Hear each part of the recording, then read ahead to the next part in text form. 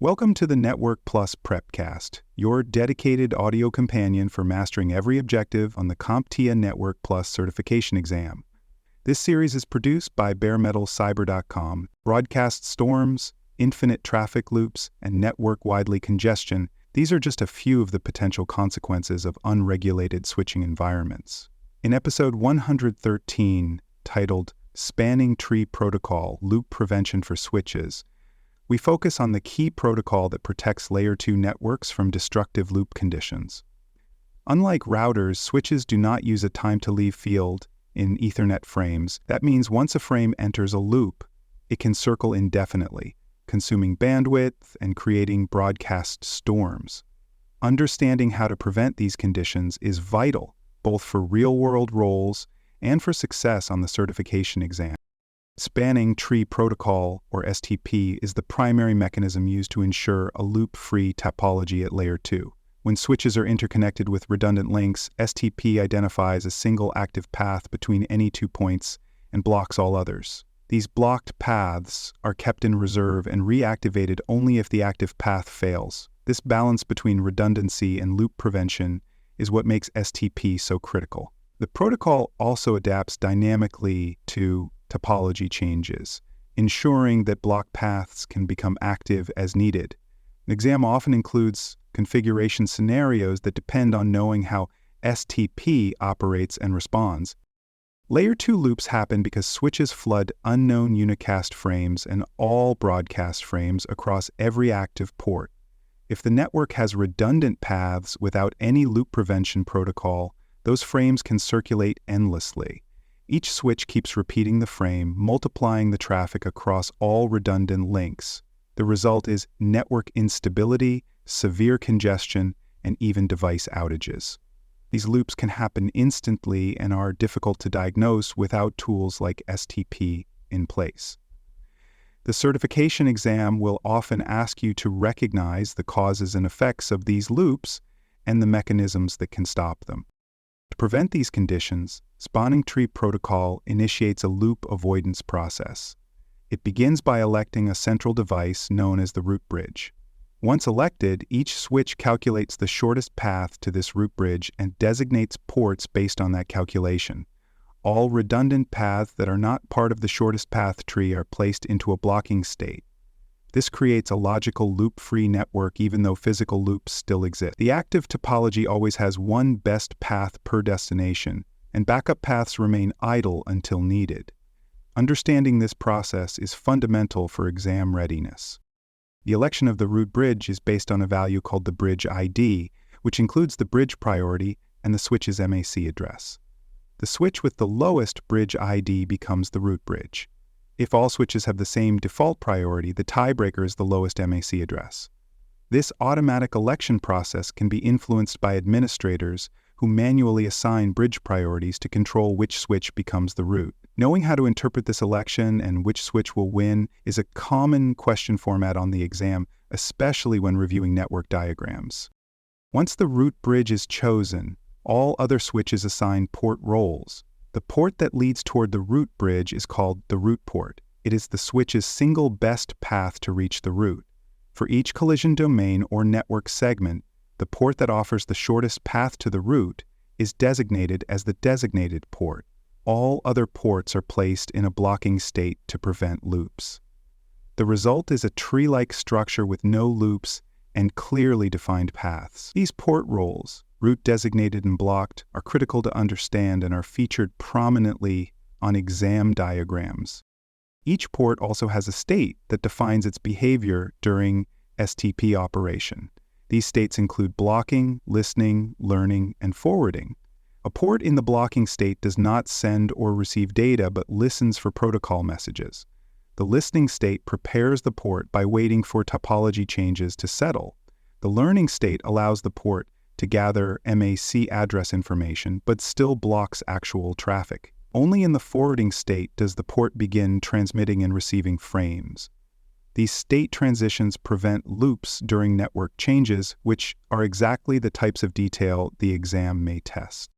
When a topology change occurs, such as a failed link or added switch, STP begins a process called convergence.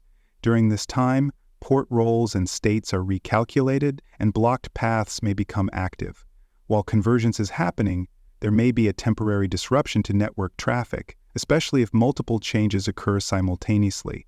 The convergence process is essential to restoring a loop-free state and is designed to work automatically. Exam questions often focus on how long this takes, what behaviors occur during convergence, and how certain states are triggered. Rapid Spanning Tree Protocol, or RSTP, was introduced to address the speed limitations of traditional STP. Defined in IEEE Standard 802.1W, RSTP accelerates convergence by simplifying port roles and reducing the number of states. It merges the listening and learning states and allows for immediate transitions to forwarding under certain conditions. These enhancements reduce downtime during network changes and have made RSTP the default mode in most modern switches. The exam will test your ability to differentiate RSTP from standard STP in both behavior and configuration output. The differences between STP and RSTP go beyond convergence speed. While STP requires lengthy timers to move through port states, RSTP uses rapid transitions and proposals to reach forwarding mode faster. RSTP is also backward compatible, meaning it can coexist with switches running traditional STP if needed. However, full benefits are only realized when all switches in the topology use RSTP. Most current switch platforms default to RSTP or offer it as a simple configuration option. Recognizing these differences is essential for answering exam questions about performance and protocol compatibility. Redundant topologies are designed to increase network resilience by providing multiple paths between switches. Spanning Tree Protocol supports these designs by selecting one active path and keeping others in standby. If the active path fails, STP reconverges and activates a backup. This creates a self-healing network that balances performance and stability. The certification exam frequently includes scenarios where you must evaluate redundant links and determine which ones are forwarding or blocking based on the root bridge and path cost calculations. For more cyber content and books, please check out cyberauthor.me. Also, there are other podcasts on cybersecurity and more at baremetalcyber.com. Spanning Tree Protocol uses several timers and intervals to manage port transitions and maintain stable topology changes. The most common timers include the hello timer, forward delay, and max age. The hello timer controls how often the root bridge sends out bridge protocol data units, or BPS. The forward delay timer dictates how long a port stays in the listening and learning states before transitioning to forwarding. The max age timer determines how long a switch retains BPDS from the root before considering the path lost. These timers work together to ensure smooth convergence and to prevent loops during state transitions. On the exam, understanding what each timer does and how it affects port behavior is important when interpreting convergence scenarios. Network diagrams are frequently used to visualize how STP operates. These diagrams typically show a series of switches, links, and port labels indicating roles, such as root, designated, or blocked. To identify the root bridge in a diagram, look for the switch with the lowest bridge ID, or one explicitly labeled as the root. Blocked links are often indicated by slashes or annotations, while forwarding ports are shown with solid lines. Being able to interpret these diagrams is a key skill for the certification exam, as you may be asked to determine which links are active, which ports are blocking, and how changes would impact the network topology. Troubleshooting STP issues involves identifying symptoms like unexpected link blocking, slow convergence, or even undetected loops. For example, if a port that should be forwarding is instead blocking, it may be due to incorrect path cost calculations or misidentified root bridges. Slow convergence can be caused by high forward delay values or incompatible protocol versions between switches. Loops might still occur if STP is disabled on a segment or if configuration errors prevent proper blocking. The exam may present symptoms and ask you to diagnose the root cause based on port roles and protocol behavior. Misconfigurations in STP can introduce instability into the network. One common issue is manually setting bridge priorities in an inconsistent or conflicting way, which may result in unintended switches becoming the root bridge. Another issue involves inconsistent VAN assignments on trunk ports, which can confuse per VAN spanning tree calculations. If multiple switches think they are the root bridge for the same VAN loops, and traffic disruption can occur. Being able to recognize these misconfigurations in command output or network diagrams is essential for accurate troubleshooting on the exam. The STP interacts with VLANs through protocol variants like per VLAN spanning tree, or PVST, and rapid per VLAN spanning tree, or RPVST. These protocols create a separate spanning tree instance for each VLAN, allowing for customized root bridge placement and path selection across segments. While this increases flexibility, it also adds complexity. Each VLAN must be considered independently, and inconsistent configurations between them can lead to performance issues. On the exam, you may encounter questions that require analyzing per VLAN behavior and identifying which instance of STP is in use. Disabling spanning tree protocol is highly discouraged in most production environments because it opens the network to immediate loop conditions. However, in rare cases, such as tightly controlled lab environments or point-to-point connections, administrators may choose to disable it.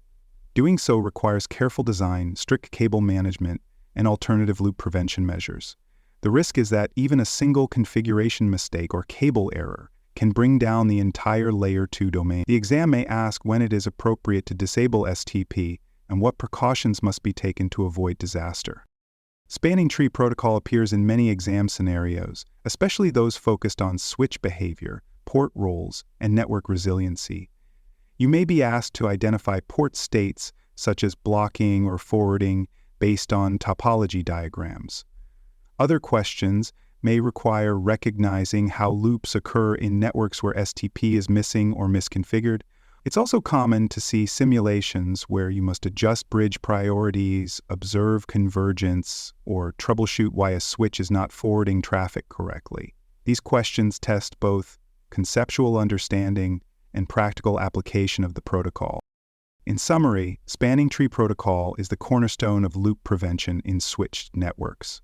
By identifying a root bridge, assigning port roles, and blocking redundant paths, STP ensures that Ethernet frames do not circulate endlessly. It supports network resiliency by allowing for redundant links that activate during failure events. Protocol variations like RSTP and per VLAN modes provide additional speed and flexibility. For anyone preparing for the certification exam, mastering this topic means gaining control over one of the most powerful and essential mechanisms in enterprise networking. To conclude episode 113, remember that spanning tree protocol serves as the primary defense against switching loops at Layer 2. It elects a root bridge, determines port roles and states, and dynamically adapts to topology changes. Rapid spanning tree improves on the original protocol by reducing convergence time and simplifying transitions. These concepts are critical for maintaining stable, scalable, and resilient networks. For the exam, a strong grasp of how STP and RSTP function will help you analyze scenarios, identify misconfigurations, and ensure loop-free forwarding across the switch infrastructure. Thank you for listening to this episode of the Network Plus Prepcast, your trusted audio guide to the CompTIA Network Plus certification. This episode was produced by baremetalcyber.com. For more cybersecurity podcasts, books, and resources, visit baremetalcyber.com. Thanks for joining us for this episode of the Bare Metal Cybersecurity Plus podcast. For more episodes, tools, and study support, visit us at baremetalcyber.com.